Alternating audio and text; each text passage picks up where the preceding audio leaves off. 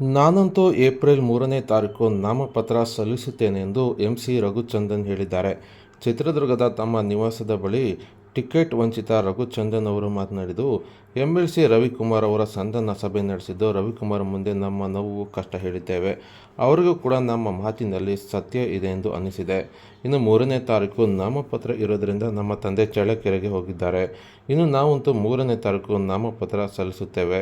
ಇಂದು ರವಿಕುಮಾರ್ ಅವರು ಪಾರ್ಟಿ ಸಿಸ್ಟಂನಲ್ಲಿ ಈ ಕುರಿತು ಹೇಳಿದ್ದಾರೆ. ಸ್ಥಳೀಯರನ್ನು ಬಿಟ್ಟು 500 ಕಿಲೋಮೀಟರ್ ದೂರದಿಂದ ಬಂದ ಅಭ್ಯರ್ಥಿಯನ್ನು ಕರೆತರುವ ಅವಶ್ಯಕತೆ ಇರಲಿಲ್ಲ.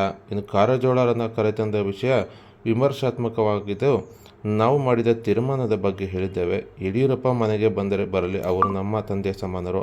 ಇನ್ನು ಅವರು ಕಾಲಲ್ಲಿ ತೋರಿಸಿದ್ದನ್ನು ನಾವು ತಲೆ ಮೇಲೆ ಹೊತ್ತುಕೊಂಡು ಮಾಡಿದ್ದು.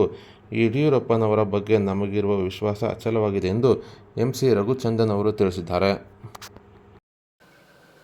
ಸರ್, ಸಾಯಂಕಾಲ 7:30ಗೆ ರವಿಕುಮಾರ್ ಅವರು ನನಗೆ ಫೋನ್ ಮಾಡಿದ್ರು, ಭೇಟಿ ಆಗಬೇಕು ಅಂತ. ನಾವು ಮನೇಲೇ ಇದ್ದೀನಿ, ಬನ್ನಿ ಸರ್ ಊಟಕ್ಕೆ, ಇಲ್ಲೇ ಊಟ ಮಾಡ್ಕೊಂಡು ಮಾತಾಡೋಣ ಅಂದೆ. ಯಾವಾಗ ಬಂದರೂ ದುರ್ಗಕ್ಕೆ ನಮ್ಮ ಮನೆಗೆ ಬಂದು ಅಭ್ಯಾಸ ಇದೆ ಅಲ್ಲಿ. ಮತ್ತು ಅವರು ಊಟಕ್ಕೆ ಬಂದರು, ಊಟ ಮಾಡಿ ಅದರಿಂದ ಕುಶಲೋಪರಿಗಳೆಲ್ಲ ವಿಚಾರ ಮಾಡಿದ್ರು ಸರ್, ಮಾತಾಡಿದ್ದೀವಿ.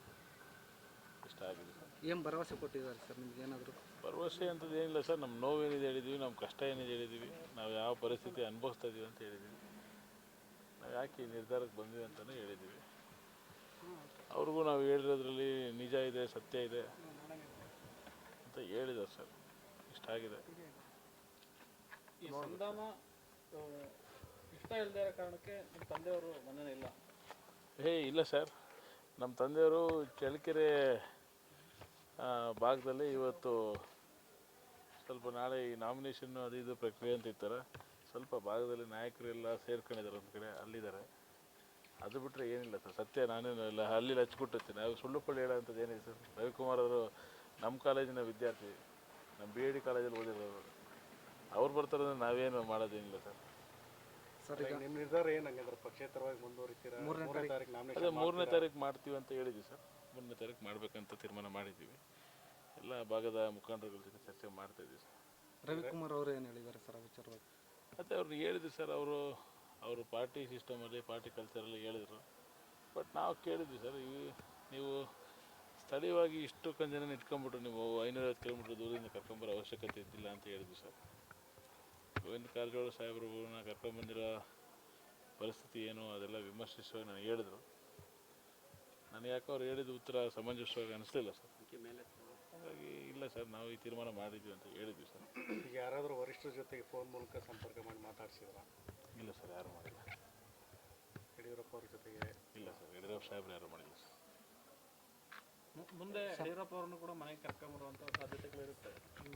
ಬರಲಿ ಬಿಡಿ ಸರ್, ನಮ್ಮ ತಂದೆ ಸಮಾನರು. ಅವ್ರ ಕಾಲಲ್ಲಿ ತೋರಿಸಿರೋದು ನಾವು ಕೈಯಲ್ಲಿ ತಲೆ ಮೇಲೆ ಹೊತ್ಕೊಂಡು ಮಾಡಿದ್ವಿ ಸರ್. ನಾವು ಯಾರು ಏನೇ ಹೇಳಿದ್ರು ಸಮೇತ ಸರ್, ಎಂಥದೇ ರಾಜಕೀಯ ವಿಶ್ಲೇಷಣೆಗಳಾದರೂ, ಎಂಥದೇ ರಾಜಕೀಯ ಪರಿಸ್ಥಿತಿ ಬದಲಾವಣೆ ಆದರೂ ಸಮೇತ ಯಡಿಯೂರಪ್ಪ ಸಾಹೇಬ್ರ ಬಗ್ಗೆ ನಮಗಿರುವಂಥ ಗೌರವ ಅದು ಅಚಲ. ಅದು ಹಾಗಾಗಿ ನಾವು ಯಾವುದು ತಲೆಗೆಡ್ಸ್ಕೊಂಡು ಸರ್, ಯಡಿಯೂರಪ್ಪ ಅವರು ಬಂದು ಈಗ ಇಂಡಿಪೆಂಡೆಂಟು ನಿಂತ್ಕೊಬೇಡಿ ಅಂತ ಏನು ಹೇಳಿದ್ರೆ ನಿರ್ಧಾರ ಬದಲಾಯಿಸ್ತಾರೆ? ಅದು ಹೆಂಗೆ ಸರ್, ಮಾಧ್ಯಮ ಮುಂದೆ ಹೇಳೋಕ್ಕಾಗುತ್ತೆ? ನಮ್ಮವು ಸ್ವಲ್ಪ ಕಷ್ಟ ಇರ್ತಾವಲ್ಲ ಸರ್, ನಾವು ಹೇಳ್ಕೋಬೇಕಲ್ಲ. ಇವಾಗ ನಾವು ತಂದೆ ಮೇಲೆ, ನಮ್ಮ ತಂದೆಯಿಂದ ಅನ್ಯಾಯ ಆಗಿದೆ ಅಂತ ನಾವು ಹೇಳಿದ್ದೀವಿ ಸರ್. ನನ್ನ ತಂದೆ ಅಂತ ಒತ್ತಿ ಹೇಳ್ತಿದ್ದೀನಿ ಸರ್. ನಮ್ಮ ತಂದೆಯಿಂದ ಅನ್ಯಾಯ ಆಗಿದೆ ಅಂತ ಮಗ ಹೇಳಿದ್ದಾರೆ ಸರ್. ಮಗನ ಕಷ್ಟ ಏನಂತ ತಂದೆ ಕೇಳಿದ್ರೆ ನಾವು ಹೇಳ್ತೀವಿ, ಏನೇನು ನಮ್ಮ ಪರಿಸ್ಥಿತಿ ಹಿಂಗಿದೆ ಅಪ್ಪಾಜಿ ಅಂತ ಹೇಳ್ತೀವಿ. ತಂದೆ ಆದರೂ ಎಲ್ಲರಿಗೂ ಮಕ್ಕಳೆಲ್ಲ ಒಂದೇ ಸರ್, ಎಲ್ಲರಿಗೂ ನ್ಯಾಯ ಕೊಟ್ಟೇ ಕೊಡ್ತಾರೆ ಅಂತ ನಾನು ನಂಬಿಕೆ ಇಟ್ಟಿದ್ದೀನಿ. ಆಗ್ಬೋದು sir. Thank you. Thank you sir.